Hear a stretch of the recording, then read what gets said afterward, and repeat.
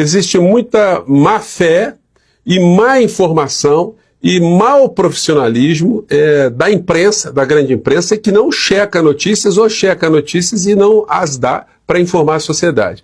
Uma das pessoas aqui, infelizmente, é André Sadi.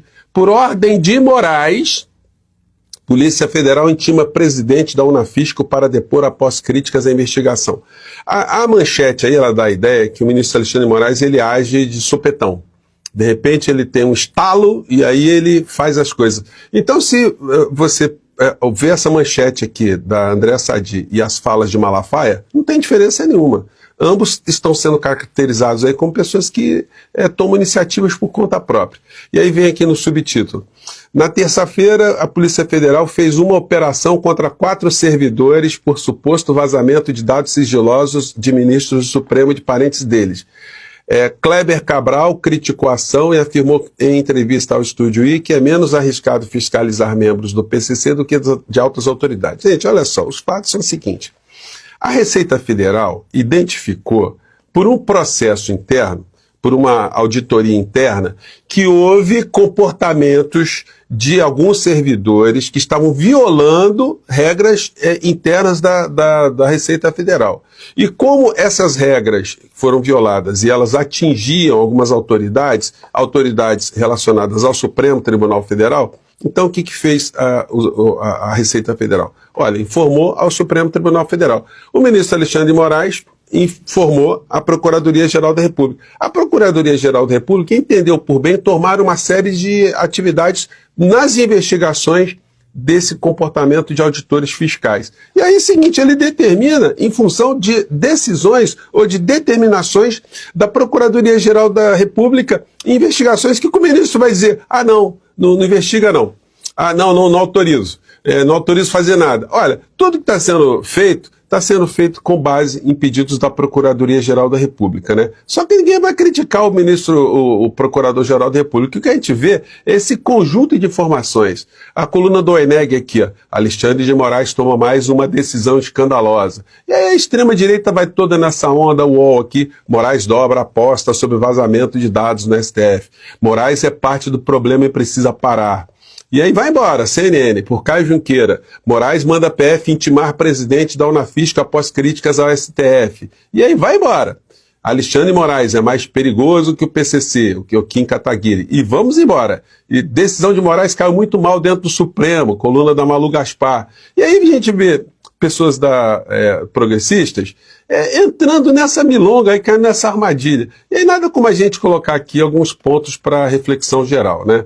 Em primeiro lugar, vou colocar aqui a explicação do ministro Flávio Dino, porque ela ajuda muito a gente entender como está tendo distorção no meio dessa canalice toda, nessa campanha sólida. Vamos lá. Que existe em todos os colegiados do planeta. Deixa eu ver se eu volto aqui, mas ele está falando sobre decisões colegiadas. Os presidentes de conselho decidem ad referendo. O presidente da Câmara toma decisões monocráticas, vocês sabiam? E o presidente do Senado também. O presidente da República também, vejam que coisa interessante. Quem define a pauta é o plenário da Câmara? Não, é o presidente da Câmara. Quem decide questão de ordem no plenário, eu vivi isso, é o presidente.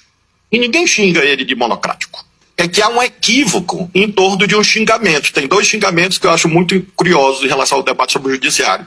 Um é o monocrático e o outro é o ativista. São 2 xingamentos destituídos assim de conteúdo. Por quê? Vejam, o Alexandre é o relator do inquérito que nunca acaba, impeachment dele.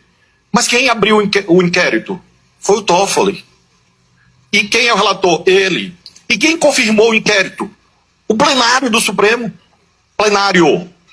Não foi monocrático. E quem pede arquivamento de inquérito? É o PGR. Aí só pede impeachment do Alexandre. No meu caso, as emendas. Ora, vejam, eu herdei essa relatoria. Segundo lugar, todas as decisões sobre emendas são colegiadas. Ano passado, 3. As mais relevantes, claro, não os despachos de mero expediente.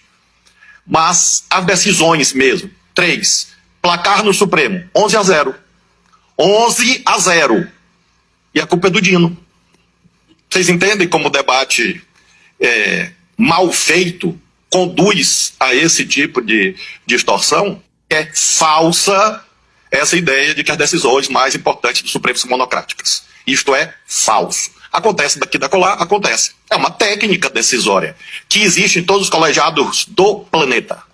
Então é isso, gente. É necessário que se passe esse tipo de esclarecimento, né?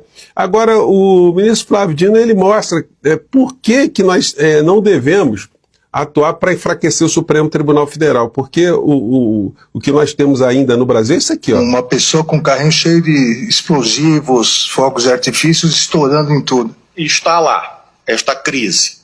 Pequena, média ou grande, mas está.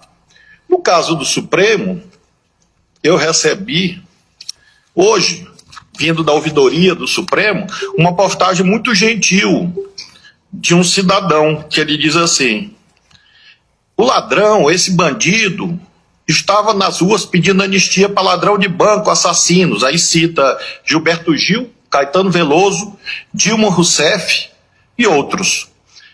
E que eu estava em 79 pedindo anistia para essa gente nas ruas. Eu tinha 11 anos. Eu posso garantir que eu estava jogando bola, brincando de carrinho.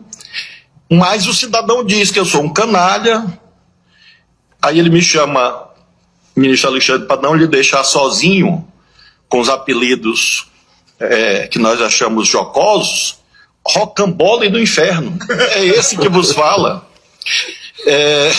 Eu achei muito criativo, achei até poético, né? Rocambole do inferno. Eu vou perguntar para minha esposa o que ela acha. Ela vai dizer: você é meu rocambole, nunca do inferno. Enfim, e aí ele diz, por que eu leio isto aqui, que veio da ouvidoria do Supremo? Porque ele termina assim: um cara que nem você, eu estou tirando as palavras que ofendem o decoro da família brasileira, que estão aqui presentes, à semelhança de um outro caso que nós estamos apreciando. Um cara como você tem que apanhar de murro por cima da cara, arrancar dente por dente da tua boca. É na porrada, meu. Aí já dá para saber de onde ele é, né? Arruma 100, basta 100 homens aí em Brasília, invade o Supremo e expulsa. Aí nesse caso ele botou no plural, não sou só eu. É também uma palavra que ofende o decoro da família brasileira, por isso eu não vou ler, do poder. Porque... Gente, então é o seguinte, as pessoas perderam noção do que está acontecendo ainda no Brasil, dos riscos que nós sofremos. Então é o seguinte, muita calma nessa hora, colegas progressistas, não caiam nessa armadilha, tá? Examinem como é que os processos todos se dão para depois fazerem juízo aí sobre o comportamento de ministro da Suprema Corte, né? Como eu penso, é por isso que eu estou aqui. Um grande abraço, tchau!